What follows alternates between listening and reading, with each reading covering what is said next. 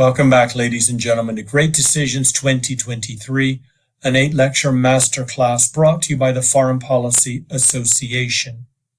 Topic number 7 is the Islamic Republic of Iran, a perennial foreign policy challenge for the U.S. government. The topic is subtitled At a Crossroads because Iran today faces 2, if not 3, distinct futures. This is not the first time that Iran has been in such a position. Back in 1946, shortly after the end of the Second World War, the Iranian crisis was placed on the agenda of the UN Security Council, its first topic of consideration. The Soviet Union was placing enormous pressure on Iran to align with Moscow, and if not, it was encouraging the northern portion of the country to break away and proclaim independence. In 1953, the Iranians had 2 distinct paths to consider. One was democracy, though socialist, under a newly elected prime minister, and the other was to align more closely with the Western nations. In 1979, the gravest of all crossroads decisions was made. Early on in that revolution, it appeared that moderates would prevail, pushing Iran away from the dictatorship of the Shah and towards a Western socialist model. In the end, however, radicals took charge. The Islamic Republic of Iran was born. In 2023, Iran has no fewer than 3 paths moving forward. The first, and perhaps most likely, is that of the status quo, where the Islamic Republic remains, the Ayatollah stays in power, and the country is at odds with most Western powers. It could elevate its status in terms of power by acquiring usable nuclear weapons, or, as many hope, there could be a wholesale reorientation to the West through yet another revolution. Many point to a Shia spring underway in places like Lebanon and Iran as evidence that this new path may be taken. Iran's geostrategic location places it between hostile powers. The Saudi Arabians are on the other side of the Persian Gulf, long borders with Pakistan, Afghanistan to the east, and Iraq to the west. The United States has been deeply engaged in the Persian Gulf and Middle Eastern region since the Second World War. We've engaged our allies and our adversaries, fought a global war on terrorism that centered on this region, 2 wars with Iraq, one very brief and successful in 1991, and the other very long and painful that started in 2003. Israel, access to oil, and nuclear proliferation round out America's concerns and engagement in the Persian Gulf region. With each of these topics, Iran has played prominently. This is a country that is incredibly important to the United States, yet one with which we've had very little dialogue for sustained periods of time. That was not the case before 1979. The Shah was an American ally. His toppling led to the Islamic Republic, the taking of Western hostages, and deep-seated hatred between the 2 nations. Dialogue simply disappeared for decades on end.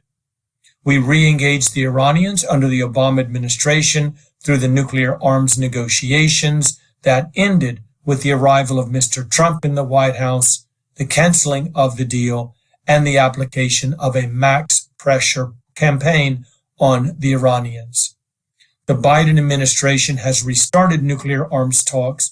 They've been rather limited in their scope, and there does not appear to be a smooth path forward for them. The key foreign policy questions we should ask relating to Iran: should we re-engage with the country? Is there any opportunity to find common ground? Can the nuclear arms deal be reestablished? Will Iran go nuclear with or without a negotiated deal? And finally, is Iran really at another crossroads? Are we simply being optimistic? There are 3 main considerations for us before we consider U.S. foreign policy options. We'll look at how we lost Iran as an ally, the rise of the Islamic Republic after 2000 in particular, and Iran at a crossroads today. We begin with the old Iran. Post-World War II, the United States had several goals as we looked to the Middle East. One of the most important was access to oil, the lifeblood of industrial societies and the Western world. We also wanted to contain the Soviet Union, to keep communism at bay, and finally to counter terrorism. There were several allies in the region that were considered absolutely essential to the successful completion of our mission. One was Turkey, an ally after World War II and a member of NATO beginning in 1952. In 1967, Israel became one of our closest allies, and in between the two, beginning in 1953, especially, Iran was central to our foreign policy in the region.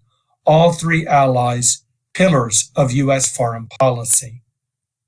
We won Iran, if you will, in 1953. It was the aftermath of a national election when Mohammad Mossadegh was elected, a leftist who threatened to nationalize oil fields. The Western powers and the Seven Sisters, the major oil companies, had dominated oil production from ground to market. Many in the Middle East believed that the people of the countries should benefit from the oil found underneath their soil. Concerned by the possibility of losing its access to Iranian oil, the United Kingdom led an international boycott of oil from Iran. There was much talk of an invasion from either the United States or the United Kingdom. We ultimately decided to use the CIA in order to create a street demonstration that propelled a new ally to power in the form of the Shah. Here we see Mohammad Reza Shah, a pro-Western Iranian leader who sought to industrialize and modernize Iran, at the same time brutally repressing his people. The demonstrations that began in 1978 against the Shah were largely driven by young moderates seeking to be more like Western Europe, socialist, democratic, and more liberal. It was not long, however, before radical religious elements took over the Iranian Revolution, driving home the Islamic Republic and welcoming the return from Paris of the Ayatollah himself, who became the spiritual leader of the new Islamic Republic of Iran. Hatred for Israel, the West, and the United States was endemic in Iran thereafter. Here we see images of Western hostages that were taken, held captive for 444 days, dooming the presidency of Jimmy Carter.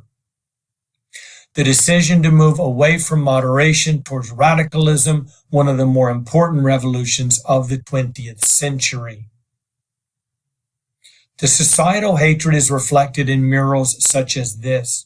The Iranians detest the Americans, they do not trust us, and we return the very same feelings towards them. So what has happened in Iran since the revolution? We can chart the power level of Iran dating back some 50 years, a full decade before the Iranian Revolution. I would plot Iran's power level over that time along these lines, dividing the chart into 4 distinct time periods. There was the slow decline of Iran under the Shah, the devastating 8-year war with Iraq, which began in 1980, pushing Iran to its lowest power level. Following that conflict, for about a decade, Iran was boxed in. And then we see the power surge that began around 2001, which is largely attributable, in my opinion, to flawed American policy towards the region. This was the time of the greatest success of U.S. foreign policy. It's genuinely unfortunate that Iran managed to escape the box and rise in power. What exactly caused Iran's power to rise? An improved geostrategic position, a nuclear weapons program that nearly reached the point of viability, and finally splintered opposition powers. The geostrategic location of a country is defined as its location relative to other powers. Is it surrounded by hostile, large, and capable countries, or are they distant from the borders? For Iran, there were nothing but adversaries when the Iran-Iraq War ended. America's military might was all around the country. A NATO ally in Turkey in the upper left-hand corner, significant American naval positions just outside the Persian Gulf, and then American troop positions in Pakistan, Saudi Arabia, Bahrain, and Kuwait. Adding to Iran's geostrategic troubles was an Iraq still led by Saddam Hussein, the same individual who invaded the country a decade earlier. And to the east, there is Afghanistan under the Taliban with the influence of Osama bin Laden, an adversary of the Islamic Republic. As you can see, 30 years ago, Iran was completely boxed in, diminished in power. Everything changed after 2001. The United States went to war in Afghanistan in response to the 9/11 terror attacks in New York and Pennsylvania. In so doing, we toppled a government, the Taliban, and chased bin Laden, a terrorist, who were adversaries of Iran. In 2003, the United States invaded Iraq, another adversary of Iran, weakening the Western Front. As a result of these two interventions, Iran was no longer hemmed in, it was effectively out of the box because of its changed geostrategic position. Conflicts related to the Arab Spring in places like Syria, Egypt, Yemen, among others, further gave Iran opportunities for influencing affairs in neighboring countries. Here we can see a graph of the Arab Spring, the revolt across North Africa, and the Arab world that undermined their solidity and empowered the Iranian government. Next, as a driver of Iran's power rise, its nuclear weapons program. As you can see from this graph, we're not talking about Iraq in the 1980s, which had a single reactor. The Iranian nuclear program is spread out throughout the country. It is hidden and protected in mountain ranges and very difficult to get at. The question is, why does a nation in general, Iran in particular, pursue nuclear weapons capabilities? Historically speaking, there are many reasons, the most obvious of which is sheer power. Having a nuclear device greatly increases a country's military capabilities. Next is military deterrence. This prevents a nation from invading you if you've got the capability of devastating them with a nuclear strike. Keep in mind that George W. Bush talked about an axis of evil in the world. This is shortly after the 9/11 attacks. He listed Iran, Iraq, and North Korea as members of that axis of evil. Countries that could not be reformed from within could only be changed from without, meaning a U.S. invasion. The U.S. invaded Iraq. Iraq, of course, had no nuclear deterrence. It did not invade North Korea, which had nuclear weapons, beginning in 2006. The message to Iran was clear. If you've got nuclear weapons, you may be safer from a U.S. invasion. Nations, such as the United States in 1945, developed nuclear capabilities for offensive purposes to end a world war. There's also the lure of status. Only 9 countries today have nuclear weapons, and that means that if you possess them, you show a scientific prowess that few others possess. And finally, one could pursue nuclear weapons as bargaining leverage, to have something to bring to the table in order to negotiate a better relationship moving forward.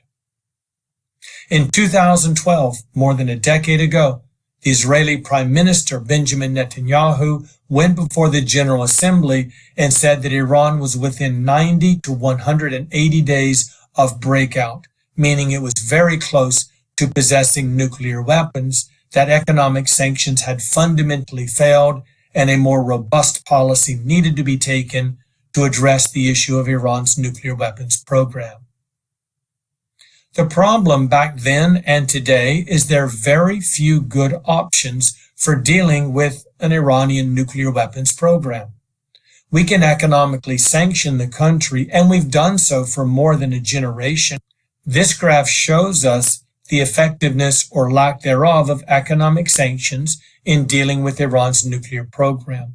The red bar represents nuclear weapons capability, and the line that you see there is the progress in that direction. Significant sanctions were applied by the United States beginning in 2000, along with our allies, to prevent Iran from developing nuclear capabilities, yet throughout that decade, the number of Iranian centrifuges and overall progress continued to increase. The deal was struck in 2014, progress was diminished, the deal was withdrawn from by the U.S., maximum sanctions were applied, and Iran today is closer than ever to nuclear weapons capability. This tells us that sanctions alone simply will not prevent Iran from gaining a nuclear weapon. Our second option is to assassinate scientists, which we, along with the Israelis and other allies, have done for the last couple of decades. This indeed does slow down Iran's progress, but it by no means ends it. War is an option that many people support. I guess the first question is, who's going to wage it? Certainly not the Israelis. They don't have a military designed for long-range sustained combat. Iran is simply too far, the battle is too complex, the targets are too greatly protected, and the air defense systems are too much for the Israelis to overcome without significant losses. The thought of an American invasion of Iran, given the troubles we've had in the two neighboring countries of Afghanistan and Iraq, have to be very, very slim. It leaves us really only with one option, and that is an agreement with Iran, a nuclear deal to slow, if not end, the program. So what did the Iran nuclear deal look like? 6 major powers joined together, the US, the UK, Germany, and France, along with Russia and China.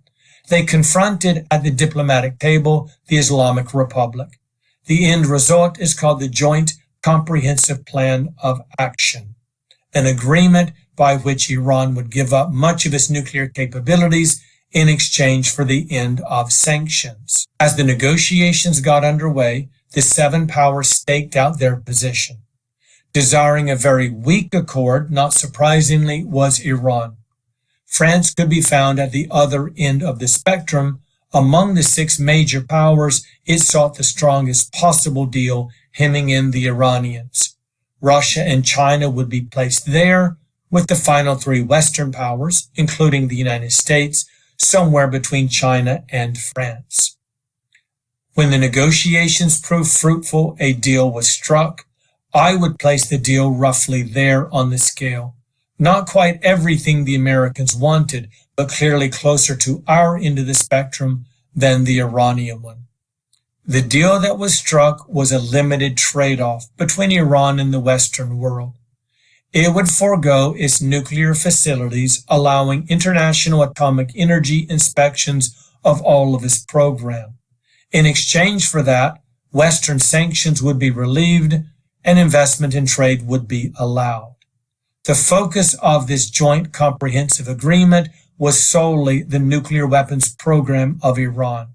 It did not address the myriad of challenges that remain on the agenda, from Iran's support of international terrorism to its position on Israel, its influence in Syria and Lebanon, the ongoing war in Yemen, among many other issues of concern.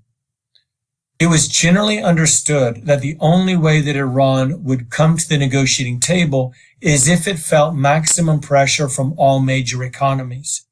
Before negotiations, the U.S. led Western powers in sanctioning Iran, but China and Russia still invested there. Trade was vibrant between them. A deal was struck among the major powers. If everyone sits down at the table, China and Russia agree to divest from Iran, to join the sanctions regime. Yet once the negotiations were complete and a deal was struck, all sanctions would be lifted against the Iranians, allowing not only Russia and China to invest, but France, the UK, and Germany as well. When the deal was struck, the United States moved a little closer towards normal trade relations. However, it was only because we were lifting our sanctions.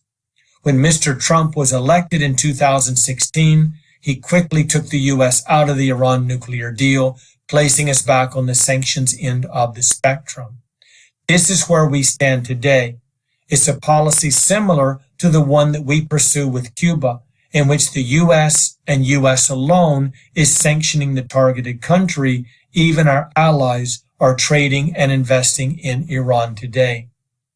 The great powers, in other words, will trade with Iran, with or without the U.S. on board.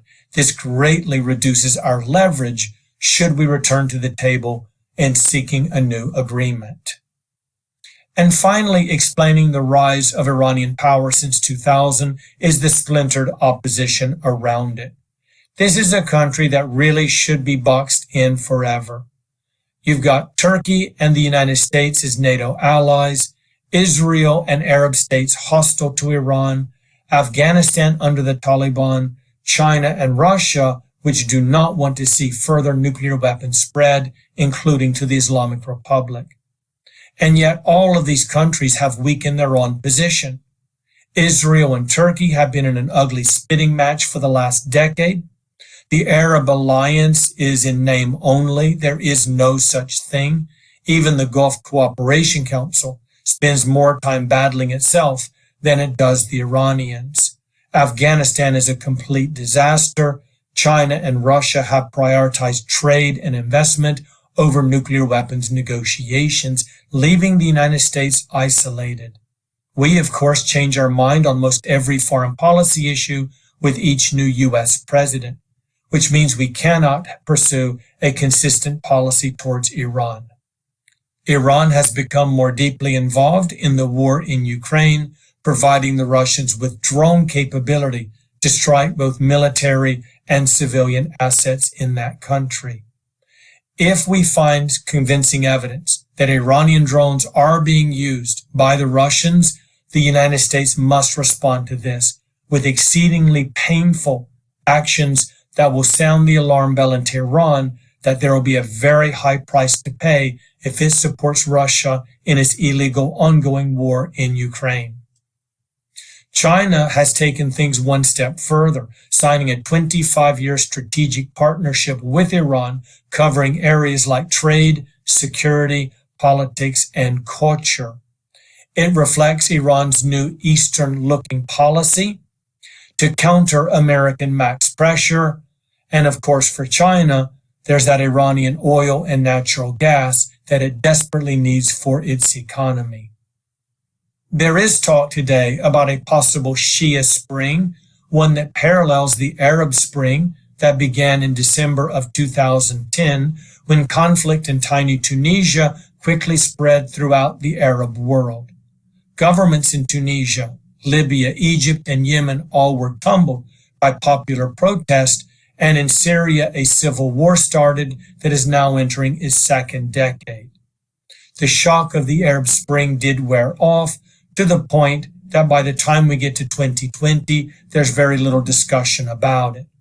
But now the talk is about a new Shia Spring in Shia-dominated countries like Iraq, Lebanon, and in today's case study, Iran. It all began in Iran when a young woman was killed during a protest by the Iranian security forces. Massive protests across the nation ensued, making headlines across the globe. Is Iran really at a crossroad today, or are we simply being overly optimistic?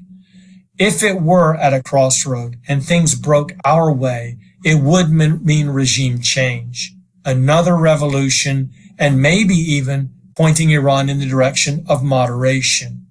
We've been shocked when countries change course dramatically very quickly. South Africa did so in the 1990s, from white minority rule to democracy and an end to the nuclear weapons program. Many hope the same will happen in Iran someday. The odds, however, are with the status quo. The strength of the Iranian regime and its Republican Guard mean the odds of the moderates taking power are relatively slim. It does mean, however, that Iran is likely to continue to crack down and increase the power of the government.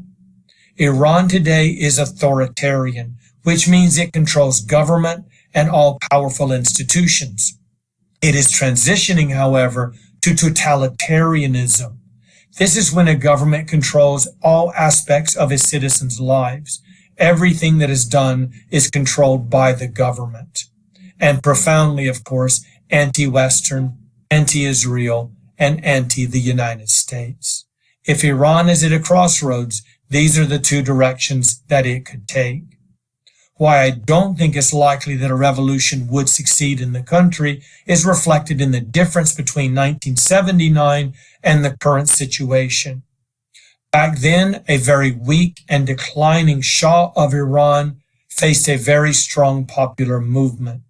Today in Iran, however, the regime is quite capable and the popular movement is modest at best. This is an indication that radical change is likely not underway in Iran in 2023. Foreign policy options. We'll take a look at Iran from the perspective of the 4 foreign policy approaches I've outlined in this course.